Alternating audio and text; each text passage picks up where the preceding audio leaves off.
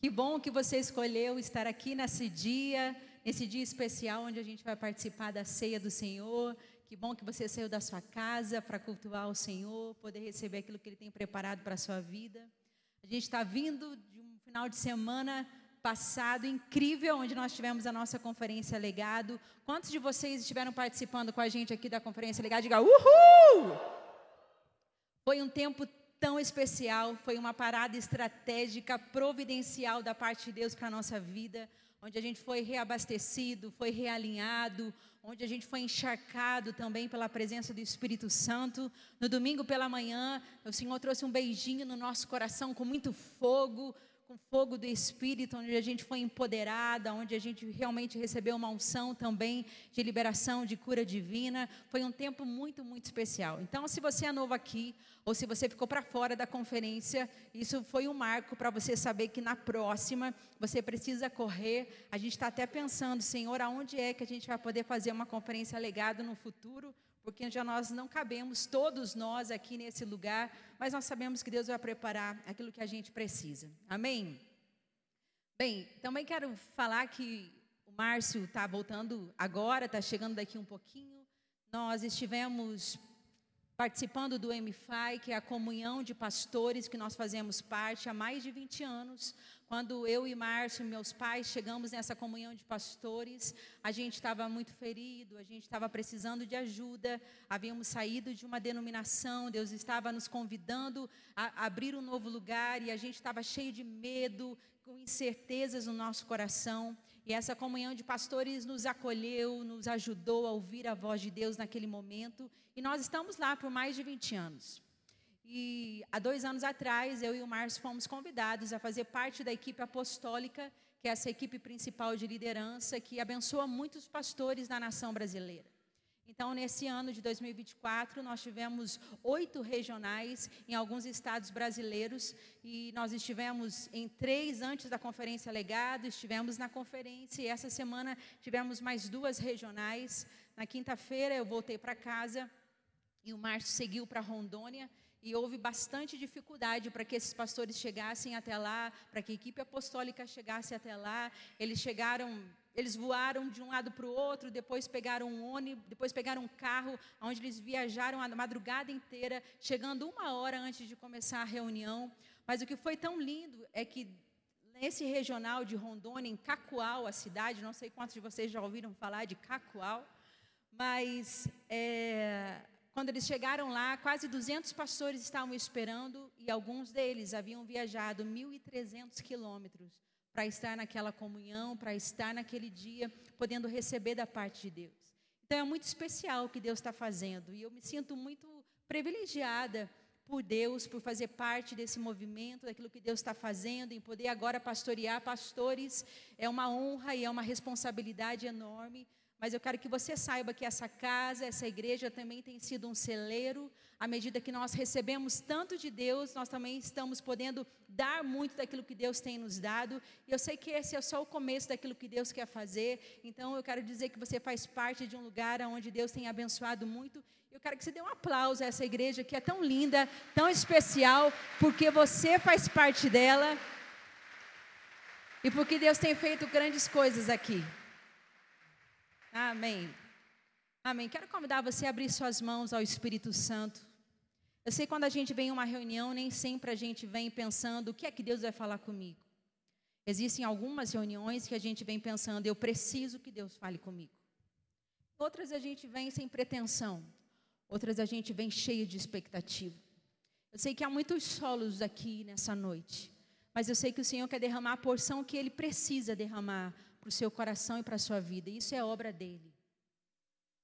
Querido Espírito Santo, nós exaltamos o nome de Jesus, porque nós temos em Jesus tudo o que nós precisamos. Pai, muitos de nós aqui não entendemos, não compreendemos o porquê de algumas coisas, mas a única coisa que nós podemos fazer é confiar de que o Senhor está no barco, de que o Senhor está no meio da tempestade.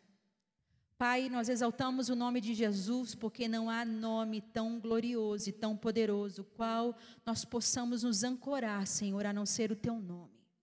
Jesus, eu oro para que a Tua presença, para que a Tua voz possa vir de encontro àquilo que nós precisamos.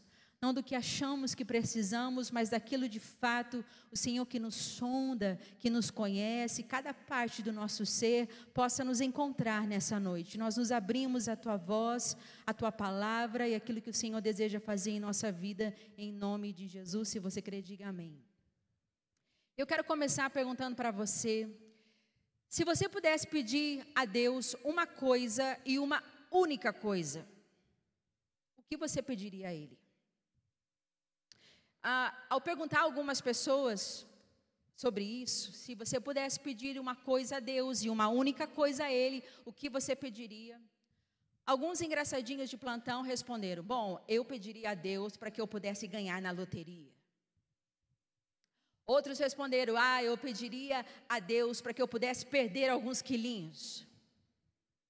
Outros ainda responderam, eu pediria a Deus para que eu pudesse ganhar um voucher vitalício do Burger King, para eu comer quantas vezes eu quisesse, o ano inteiro, a vida inteira. Eu falei, mas que falta de sabedoria tem você, né, irmão? Mas outras pessoas, ao pararem realmente para pensar na pergunta, disseram, eu pediria a Deus para que curasse uma pessoa que eu tanto amo de uma doença do qual ela está sofrendo. Outras pessoas responderam, eu pediria a Deus para que Ele salvasse o meu casamento que está destruído. Outras pessoas responderam, eu pediria a Deus para que me ajudasse a me livrar desse vício do qual eu não consigo me livrar. E outros ainda responderam, eu pediria a Deus para que removesse o peso da ansiedade que está sobre mim. Sabe, essa é uma pergunta interessante, porque se você pudesse pedir uma coisa a Deus e uma única coisa, o que você pediria? É uma pergunta muito importante, porque ela revela o que nós valorizamos como mais importante na nossa vida. De fato, a primeira coisa que nos vem à mente quando a gente começa a pensar e a sondar, o que nós pediríamos? E hoje eu quero falar com você sobre alguém na palavra de Deus, que foi uma pessoa incrível. Uma pessoa que eu acredito que todos nessa sala já ouvimos falar sobre ele. Uma pessoa que nós admiramos, uma pessoa que nós colocamos melodia em cima de orações dele. Uma pessoa realmente incrível. E eu quero falar um pouquinho sobre o rei Davi. O rei Davi foi aquela pessoa, só te lembrando, que matou o gigante. O rei Davi foi o cara que escreveu muitos salmos, dos quais o pastor Marquinhos acabou de ler um deles aqui, para que a gente pudesse colocar o nosso coração no lugar de ser generosos na casa de Deus. O rei Davi foi o cara que derrotou muitas nações, ele foi um cara incrível na guerra. Mas o que eu quero mostrar para você é que nós temos mais coisas em comuns com o rei Davi do que a gente possa de fato imaginar. Especialmente quando se trata de tomada de decisões. Talvez como você, o rei Davi, ele tinha boas intenções, mas talvez como eu, o rei Davi, ele nem sempre tomava as melhores decisões. E quando a gente olha para a vida dele, nós percebemos algumas coisas. A gente percebe que Davi, ele valorizava a família, ele valorizava os relacionamentos, mas muitas vezes ele decidiu por evitar conflitos. E porque ele queria evitar conflitos e não mexer nas feridas, e não ajustar algumas coisas, e não conversar a respeito de alguns comportamentos tóxicos que estavam acontecendo dentro da casa dele, com os filhos dele, com tudo aquilo que estava à sua volta, ele causou muitos conflitos. Davi também, ele queria agradar a Deus com uma vida justa, é verdade. Mas também ele cedeu a diversas tentações ao longo da sua vida. Uma delas, inclusive, se comprometendo sexualmente. E quando isso aconteceu, o que ele fez? Ele, na verdade, cobriu seus rastros. Ele quis dar um jeitinho a respeito disso. E as decisões imprudentes de Davi acabaram por prejudicar as pessoas que estavam à sua volta. As decisões imprudentes de Davi acabaram por prejudicar a sua família, acabaram por prejudicar os seus filhos, acabou custando a vida de uma criança. Seus filhos estavam uma bagunça. Um de seus filhos se meteu com todo tipo de problema. Outro dos seus filhos acabou se revoltando tanto contra o pai, que literalmente ele liderou uma conspiração contra o próprio pai, tentando matá-lo. Então, realmente, algumas coisas foram bem complicadas. Algumas decisões de Davi fizeram com que esse impacto fosse tão negativo sobre muitas pessoas. Porque quem mais é dado, mais é requerido. Então, se nós temos uma pequena família, vamos dar conta da pequena família. Se temos uma grande família, nós vamos prestar conta da grande família. Se nós lideramos mais pessoas, cada vez a nossa esfera também de responsabilidade, de cuidado, de integridade, vai aumentando à medida que nós vamos recebendo mais. E porque mesmo com tantas deficiências, como nós vemos na vida do rei Davi, ele ainda foi chamado o homem segundo o coração de Deus. Por quê? Porque Davi, ele decidiu, e foi uma decisão dele, pessoal dele. Ele decidiu priorizar a intimidade com Deus. Mesmo falhando, mesmo pecando algumas vezes, mesmo falhando, ele decidiu priorizar a intimidade com Deus. Agora, por que ele faria isso? Porque ele decidiria que estar perto de Deus era uma busca digna. E aí a resposta, porque ele decidiu fazer isso, é porque você nunca acaba perto de Deus acidentalmente. Você nunca acaba perto de Deus acidentalmente. Esse ano, eu e o Márcio, nós estamos fazendo 25 anos de ministério, bodas de prata como pastores. E durante esses 25 anos, eu nunca ouvi realmente alguém dizer que estava de repente em casa assistindo, gastando muitas horas, assistindo suas séries, muito tempo ali, e de repente ele foi envolvido por um desejo da palavra de Deus, de ler a palavra, de conhecer mais a Deus. Eu também nunca ouvi ninguém dizendo que estava sentado numa roda de amigos, bebendo e jogando conversa fora, e de repente ele sentiu um desejo de falar do amor de Deus, de pregar aquelas pessoas que estavam ali. Eu também nunca ouvi ninguém dizendo que estava xingando no trânsito e de repente algo acontece, os frutos do Espírito vêm sobre ele, e ele recebe paz, ele recebe domínio próprio e alegria naquele momento. Porque não existe intimidade sem intencionalidade. Você pode saber, se você é casado aqui, que você não se aproxima se você não trabalha para isso. Você vai ter que dar uma plantada para poder colher. Você vai ter que ali fazer alguns gostos, alguns caprichos, dar umas conversadinhas assim, para que, se é que você me entende, para que você possa se aproximar dessa pessoa. É assim no nosso relacionamento. Você nunca vai estar próximo dos seus filhos acidentalmente. Eles nunca vão gostar de estar perto da família, estar em almoços de família, ou viajar com a família depois que cresceram, porque quando eles são crianças, eles fazem isso naturalmente. Mas depois que eles crescem, eles percebem o investimento que foi feito na vida deles. Enquanto o pai e uma mãe investiu para que eles conhecessem a Deus, um pai e uma mãe investiu para que eles tivessem a cultura da mesa, um pai e uma mãe investiu para que eles tivessem saúde emocional, espiritual, física, talvez financeira. Depois que os filhos crescem, eles percebem que os pais foram intencionais na sua criação. Não apenas viveram criando seus filhos e aí esperam que quando os filhos cresçam, eles possam retribuir de alguma forma. Isso não acontece acidentalmente. E o mesmo acontece com Deus. Você nunca estará perto de Deus acidentalmente. É preciso intencionalidade para experimentar intimidade com Deus. E quando a gente olha para a vida do rei Davi, ele nos ensina muito a esse respeito. E se a gente pudesse fazer essa pergunta a Davi: Davi, se você pudesse pedir uma coisa a Deus e uma única coisa, o que você pediria? E Davi, ele nos traz essa resposta. Salmo 27, versículo 4.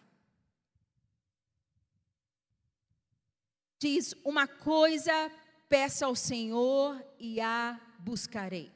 Antes da gente continuar o versículo e dizer qual é a resposta dele, eu quero dizer para você o que Davi não disse.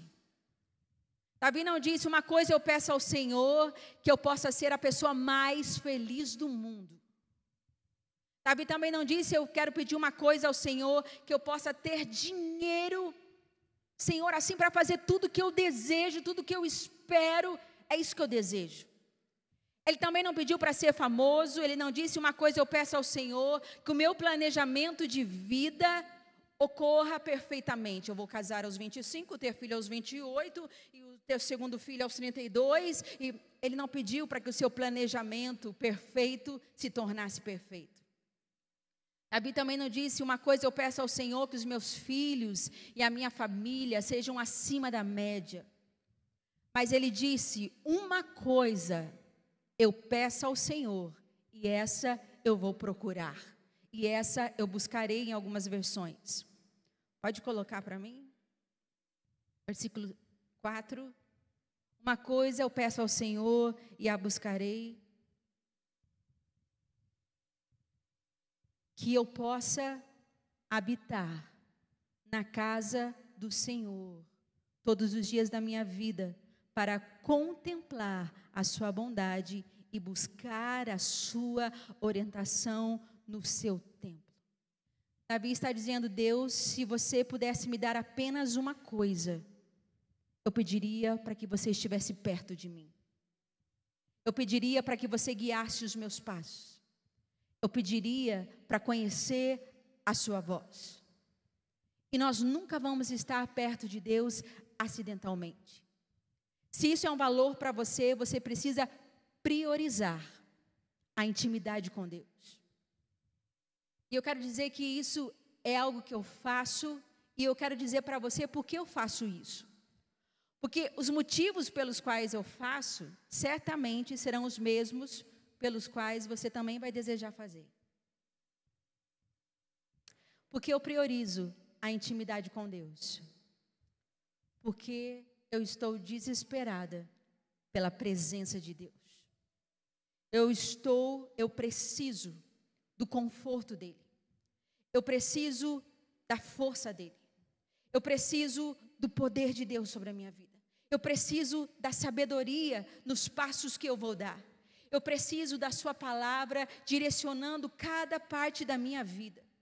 Sabe, gente, liderando uma igreja há 25 anos, primeiro como pastores de adolescentes, depois como pastores de jovens, e agora liderando toda a congregação.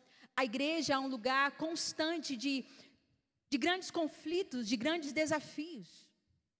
A vida de um pastor, ela não se resume ao que você vê aqui na plataforma, onde nós estamos no domingo, ministrando a palavra, adorando ao Senhor. Essa é a cereja do bolo. Mas durante a semana, nós estamos em contato com diversas situações. Nós estamos muitas vezes lidando com pressões, com decisões dolorosas, com decisões complicadas, com pessoas que estão estouradas no seu casamento, com pessoas que precisam de emergência, com pessoas que estão vivendo o processo de luto, com pessoas que perderam seu trabalho, com pessoas que precisam de ajuda com seus filhos, de outros que foram promovidos e querem se alegrar com o pastor, de outros que o filho acabou de nascer e eles querem comemorar, de outros que estão fazendo aniversário, de outros que estão se casando. Então, é uma montanha russa de emoções. Então eu quero dizer para você: sim, eu estou desesperada por Deus. Eu estou desesperada por Deus. E Davi era assim, ele disse: uma coisa eu peço, eu quero a presença de Deus. E quando nós examinamos a vida de Davi, onde a Bíblia nos dá muita base de como foi a sua vida, por diversas vezes, mesmo quando ele estava governando o reino, mesmo quando a gente possa imaginar que um homem pudesse chegar a um lugar de sucesso humano, onde estava liderando uma nação, onde ele reinava, onde ele tinha pessoas que o serviam, onde ele tinha do melhor, ainda assim, na melhor fase da sua vida, ele dependia de Deus, ele precisava da presença de Deus.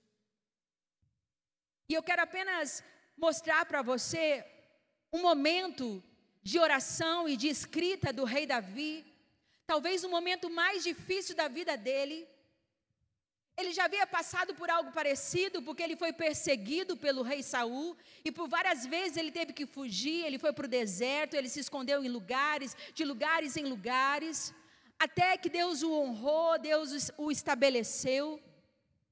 Mas agora, por conta das tomadas de decisões do próprio rei Davi, equivocadas, pecaminosas, havia algo que aconteceu, que entrou e que obstinou o coração de um dos filhos dele. E essa obstinação foi tão profunda, essa amargura foi tão profunda no coração do filho, que ele tentou tomar o reino à força. Que ele criou uma conspiração contra Davi, contra a família de Davi. E agora Davi teve que sair às pressas do palácio. Ele não pôde olhar para trás, ele não pôde pegar nada, ele saiu às pressas com a família e ele entrou o deserto adentro. E alguns comentaristas nos dizem que esse salmo que nós vamos ler agora foi escrito exatamente nesse momento, em que Davi estava no pior momento da sua vida. Então, ele escreve dizendo, Salmo 63, do 1 ao 3, apenas vamos ler por causa do nosso tempo. Ele diz, ó Deus, Tu és o meu Deus, e eu Te busco intensamente. A minha alma tem sede de Ti, todo o meu ser anseia por Ti, numa terra seca, exausta e sem água. Quero contemplar-Te no santuário e avistar o Teu poder e a Tua glória. O Teu amor é melhor do que a vida, por isso os meus lábios Te exaltarão. Isso é íntimo. Isso é desesperador, eu tenho sede de Ti, eu preciso de Ti. Sabe, gente, a Bíblia fala muito a respeito de nós sermos amigos de Deus. E que graça é essa de podermos ser chamados amigos de Deus. Mas sejamos honestos. Nessa fala de Davi que nós vemos aqui, isso vai além de uma linguagem de amizade. Eu tenho alguns bons amigos, algumas boas amigas, onde a gente conversa sobre muitas coisas, onde a gente, quando está precisando também desabafar algumas coisas, buscar algum conselho, eu tenho essas pessoas. Mas nunca, em nenhum momento, nem no momento mais difícil da minha vida, em nenhum momento eu disse isso, nossa, eu te procuro intensamente, a minha alma tem sede e precisa de você. Nós não dizemos isso a amigos. Porque isso vai muito além de amizade, isso é algo profundo, isso é algo pessoal, isso é algo desesperador. Deus, eu preciso de Ti. Eu preciso com que o Senhor venha, eu preciso com que o Senhor dirija, eu preciso com que o Senhor fale. E talvez alguns aqui nessa noite possam dizer, eu acredito em Deus e em tudo mais, mas eu não tenho isso. Eu não tenho esse desespero por Deus. E é claro que você não tem. Por quê? Porque o inimigo da nossa alma, ele vai mentir para tentar te impedir, para te distrair, para que você busque e persiga tantas coisas na sua vida, menos Deus. Para que Deus, na ordem de prioridade, seja a terceira, seja a quarta, seja a quinta, seja a 10ª pessoa. E é isso que o inimigo faz. E aí, aonde muitas pessoas estão hoje, talvez aquela coisa me faça feliz, talvez se eu tiver aquilo, talvez se eu conquistar aquele outro, talvez...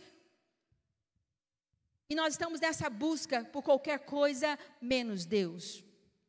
Por isso eu quero dizer a você, quer você saiba ou não, você está desesperado por Deus. Quer você saiba ou não. Talvez alguns aqui tenham tentado mudar algumas coisas na sua vida e você não tem conseguido, porque te falta poder de Deus para mudar. Poder de Deus.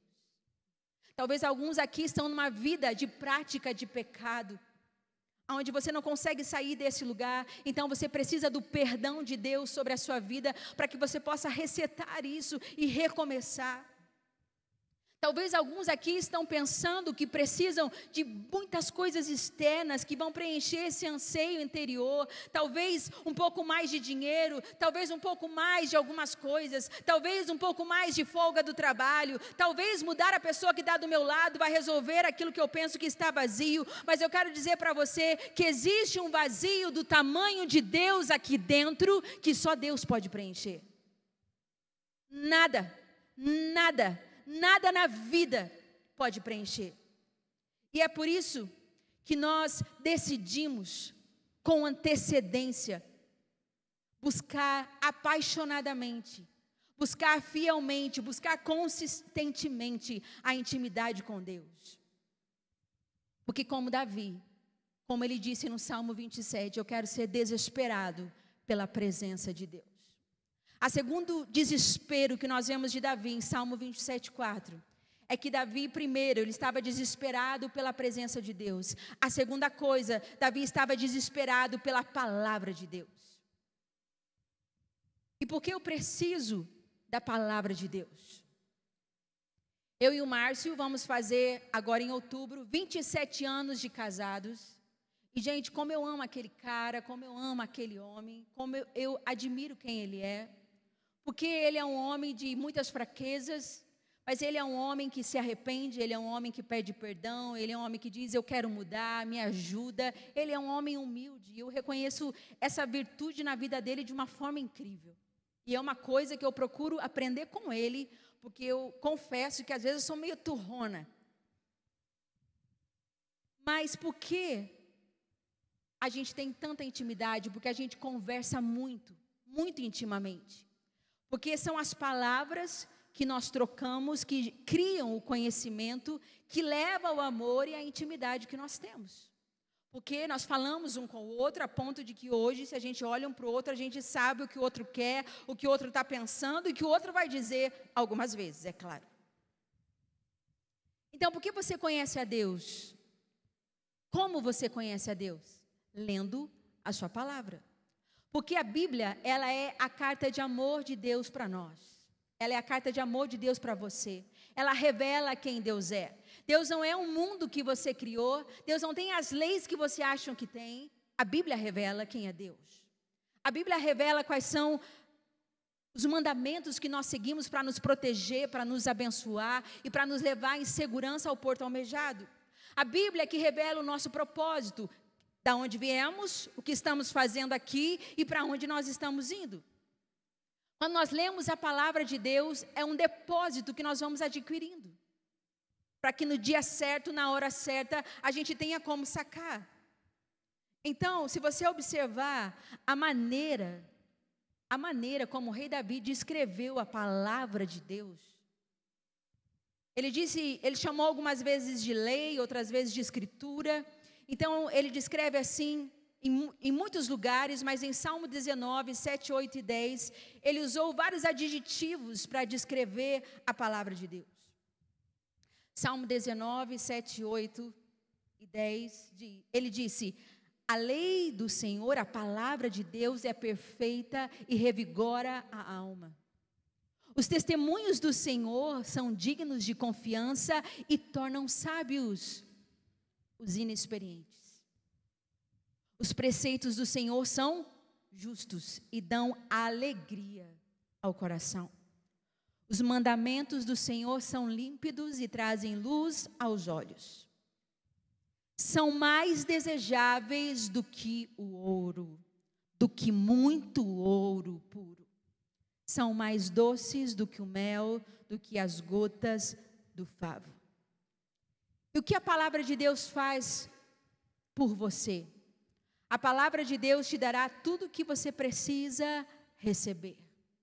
Isso é uma coisa comprovada para todo aquele que segue ao Senhor já há algum tempo. Se você está triste, se você está magoado, a palavra de Deus te encoraja a seguir em confiança, a seguir em fé. Se você está confuso, se você está incrédulo, a palavra de Deus te posiciona num lugar onde a palavra se torna uma lâmpada na nossa escuridão, nas trevas do nosso coração, nas trevas da nossa alma, na confusão mental. A palavra de Deus tem poder de nos realinhar ao nosso propósito, à voz do Espírito Santo. Se você se sente sozinho, a palavra de Deus, ela vem para te confortar. Ainda que o seu pai e a sua mãe te desamparem, todavia eu, o Senhor, nunca, jamais te deixarei. Quando você está sofrendo, porque nós sofremos, A palavra de Deus nos dá esperança. O choro, ele pode durar uma noite, mas a alegria, ela vem ao amanhecer. Quando você se sente fraco, a palavra de Deus te dá força. Você pensa, eu não consigo mais, eu não dou conta, agora chegou o meu limite. A palavra de Deus, ela tem poder para te fortalecer. Quando às 2 horas da manhã você acorda com insônia, cheio de ansiedade, preocupado, o que é que vai acontecer, o que vai ser do seu futuro e tudo isso, então no meio da noite, na calada da noite, você pode dizer a si mesmo, eu não vou andar ansioso por coisa alguma. Mas em toda situação, com oração, com súplicas, com ações de graças, eu apresento as minhas necessidades a Deus. E a paz que excede todo entendimento vai guardar a minha mente e o meu coração em Cristo Jesus. A palavra de Deus, ela tem tudo que nós precisamos. Quando você se sente cansado e sente que você não pode continuar, então nós podemos dizer, e eu amo esse versículo, eu cito esse versículo muitas vezes para mim mesma, dizendo, Naine, não se canse de fazer o bem. Não se canse de fazer o bem, pois no tempo certo você vai colher, se você não desistir. A palavra de Deus, quando você se sente num momento e numa situação com muito medo, o que é que vai acontecer? O que vai ser de mim? E se não acontecer? E se não der certo? E se falhar? Quando o medo está batendo a porta do nosso coração, nós podemos tomar força na palavra de Deus que diz, mas Deus não me deu um espírito de covardia e de medo, mas de amor, de poder e de uma mente sã, e eu tudo posso naquele que me fortalece. Se Deus não fizer, eu não posso fazer, se Deus não abrir, eu não consigo abrir. A palavra de Deus tem esse poder sobre a nossa vida. E quer você saiba disso ou não, você está desesperado pela palavra de Deus. E o salmista Davi nos diz que a palavra de Deus é melhor do que o mel, é melhor do que o ouro, e por isso nós estamos desesperados por isso. Porque nós precisamos da palavra de Deus para nos convencer, nós precisamos da palavra de Deus para nos corrigir, nós precisamos da palavra de Deus para nos fortalecer, para nos encorajar, para nos dar sabedoria e para nos guiar nos nossos passos. Então, no Salmo 27:4, nós encontramos Davi desesperado pela presença de Deus, Davi desesperado pela palavra de Deus, e a terceira e última coisa que nós encontramos ali, é que Davi também entende que, na verdade, ele estava desesperado pela igreja de Deus. E por muitos lugares a gente encontra isso. Mas Salmo 122:1, ele diz, alegrei-me com os que me disseram, vamos à casa do Senhor. Agora veja o que Davi não disse. Ele não disse, eu me alegro com aqueles que dizem, vamos dormir um pouquinho mais, e se a gente tiver afim, a gente vai para o culto. Ele também não disse, eu sou um cristão, mas sabe, eu não preciso de igreja, eu assisto online. Nada contra quem assiste online, se você não pode vir à reunião. Mas se você pode vir à casa do Senhor, a gente não vai ter um céu virtual, onde Jesus vai aparecer para a gente vai assistir o que Ele está fazendo. A gente vai estar face a face com Ele. Então é bom a gente praticar bastante isso, antes de chegar nesse dia. Mas Davi disse, eu me alegro com aqueles que disseram, vamos juntos, corporativamente, como corpo, para adorar a bondade e a fidelidade de Deus no seu templo. Nós não apenas precisamos de Deus, mas precisamos de Deus através das pessoas. Aquilo que as pessoas também correspondem, entregando para nós. É um sorriso, é uma oração, é as igrejas na casa que acontecem nos nossos GCs, onde nós estamos ali persistentes juntos. Irmãos, a igreja não é um lugar perfeito, acho que você já descobriu isso. Mas a igreja é comparada à arca de Noé. Ruim aqui dentro, pior lá fora. Aqui nós estamos num lugar seguro, caminhando para o mesmo alvo, para o mesmo objetivo, falando a mesma língua. E como a famosa arca de Noé, nós temos vários tipos de animaizinhos dentro da nossa arca. Temos aqueles animaizinhos que são fofinhos, que são engraçadinhos, que a gente passa a mão, gosta de estar perto, gosta de brincar, gosta da companhia. E como a arca de Noé, nós temos aqueles bichinhos que são fedidos, que fazem cacas desse tamanho, que você pensa, melhor eu ficar no outro patamar da arca, porque não estou dando conta. Mas a arca de Noé foi o lugar mais seguro para conduzir aquela família ao destino que Deus estava conduzindo. E a igreja, Jesus disse, eu vou edificar a minha igreja, e as portas do inferno não irão prevalecer contra ela.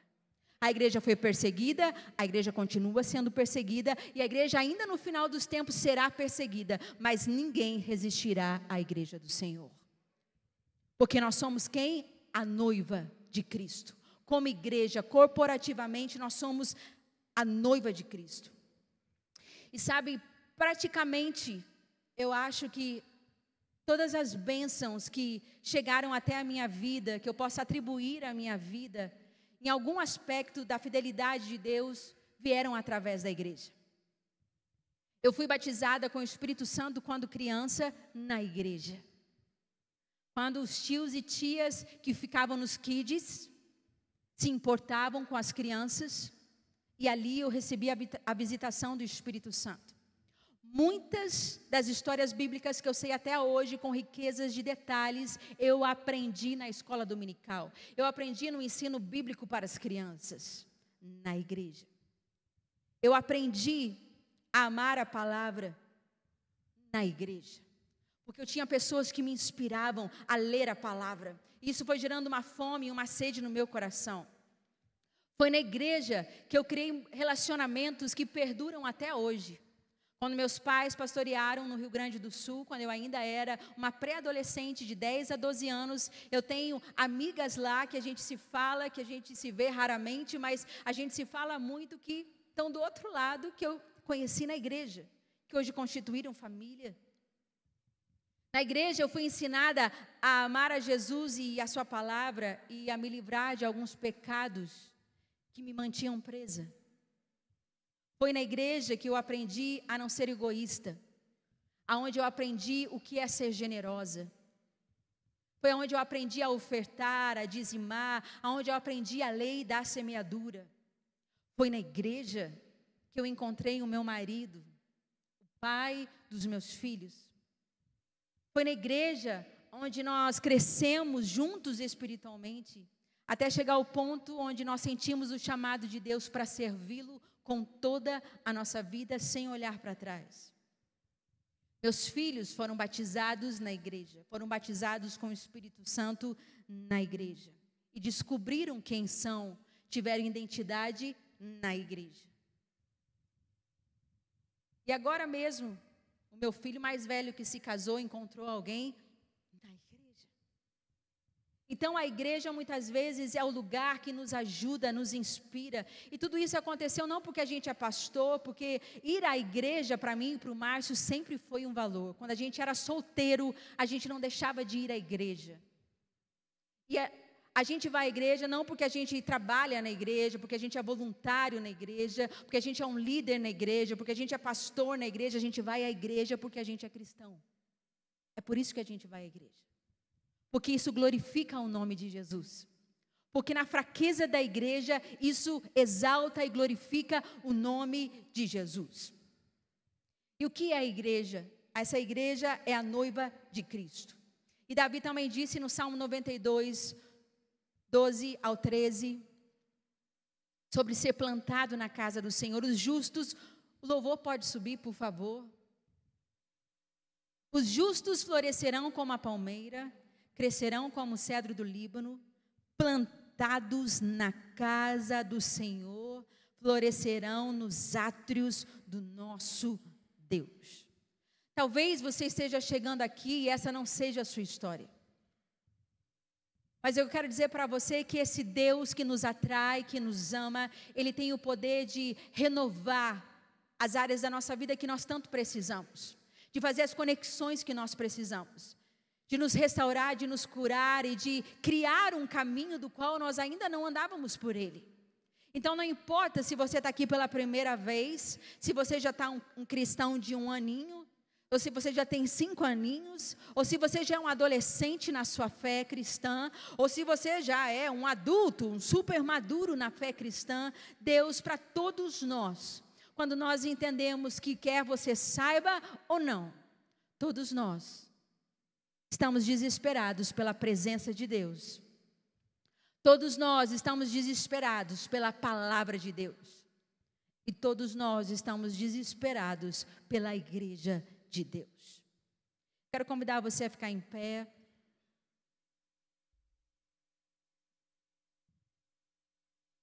Então Davi foi intencional na sua busca para com Deus, na sua intimidade para com Deus. E não adianta a gente apenas ter uma emoção passageira. Você precisa decidir estar com Deus. Deus precisa estar na sua agenda e de preferência com altíssima prioridade.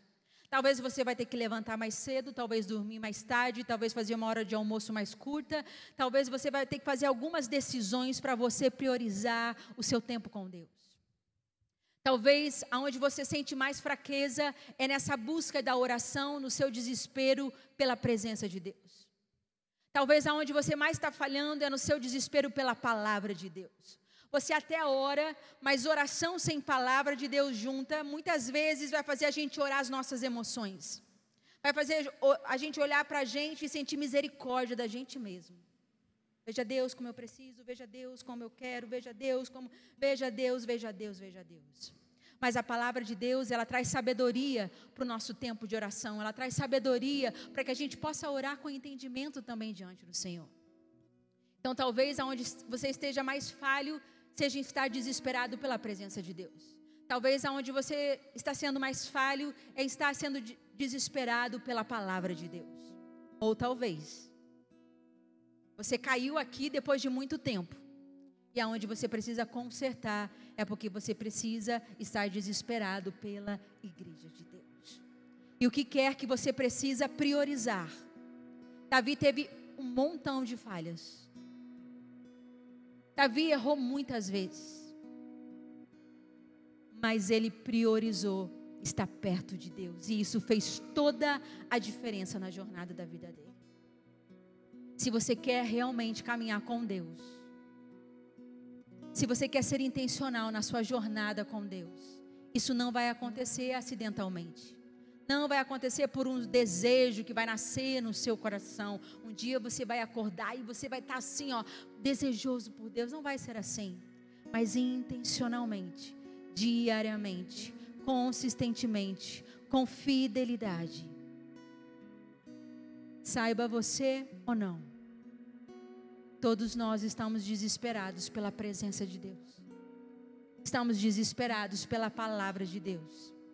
E estamos desesperados pela igreja de Deus. Nós vamos nos assentar à mesa do Senhor. Também o rei Davi disse, cria em mim, ó Deus, um coração puro. E renova em mim um espírito inabalável. Talvez essa é a oração que alguns precisam fazer. Ó Deus, cria em mim um coração que te ame mais, que te honre mais, que te busque mais. Eu quero ser intencional na minha busca pelo Senhor.